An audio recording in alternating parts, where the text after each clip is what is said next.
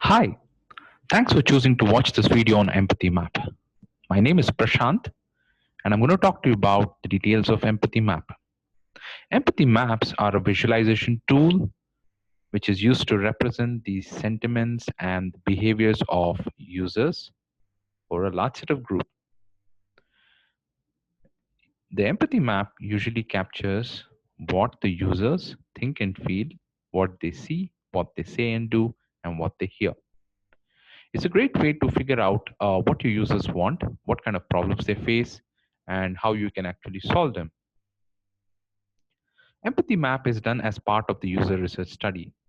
The user research study is basically done to capture the user goals, the pains, and understanding the overall experience of the customer or the user.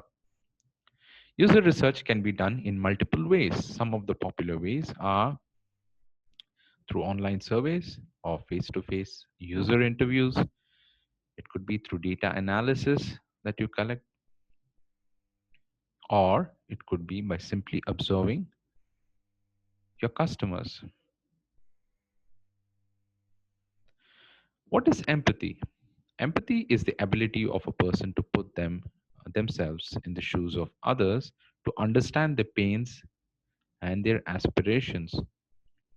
A product manager needs to have an empathetic mindset so that they can put themselves in the shoes of the customer, understand their pain, and be able to articulate what exactly the user is looking for. Empathy map is a great tool which is successfully captures the needs and requirements of the user. It basically details out what the main tasks of the user group is, what kind of influences or what influences the users, what are their goals, what are their pains, and what are their feelings like. This helps the product managers understand the user completely as though they are their close friend. If you see, the empathy map canvas is usually used by user research people to detail out completely what a particular user or a set of users as part of a user group feel, think, say, hear, do, and so on. The empathy map is divided into multiple sections. As you see here that there are 7 sections. The first 2 sections represent the goals of the user. The next 3, 4 usually talks about what they see and feel and about the other senses. The same with 5 and 6. The number 7 talks about the pains, what their fears, frustrations, and anxieties are, and the gains basically talks about their needs, hopes, and dreams of that particular user group. If you take the example of a factory worker at one of the Dell factories, you can easily observe them and capture what is the role of the user, what situation are they working in, what are the working conditions like, etc.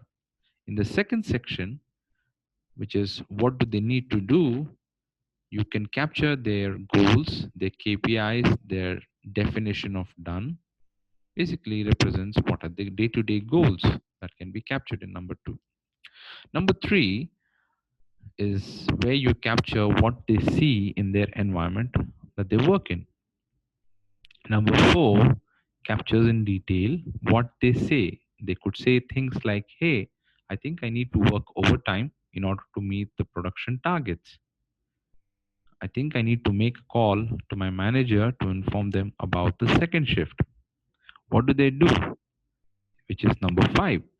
Here you will capture all the observations that you see on the tasks that the user performs.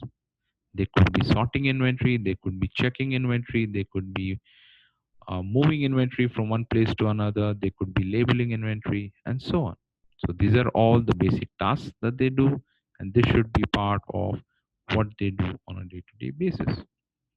What they hear, which is number 6, is where you capture what their colleagues say to them, what their friends say to them, what the other stakeholders within that environment say to them. It could be things like, Hey, why don't you take a break? You've been working too long. Or there could be a manager who could walk in and say, hey, I think we need to discuss the quality report. Why don't we catch up in the noon today? So it's a great way to capture what the user is feeling, thinking, and personifying the whole experience. So empathy map is a great way to capture all your users' needs, goals, etc. This is not done for a particular user, but for a set of users, and you represent that sentiment and behaviors in the form of an empathy map. For example, an empathy map can be created for junior level factory workers. It could be created for managers at the factory, or it could be created for field agents or sales agents in the field. So these are some examples through which you can work efficiently on empathy map canvas. I hope you got a good understanding of how to work with this empathy map. Ideally, it takes a lot of practice to perfect this behavior. So user designers are or product designers do a lot of user research to understand the customers, but product managers can also use this tool to effectively understand the users much better. And the empathy map then helps to define or design solutions which can solve the user problems. So empathy map is a great visualization and collaboration tool. Hope you liked the video. Thank you for watching.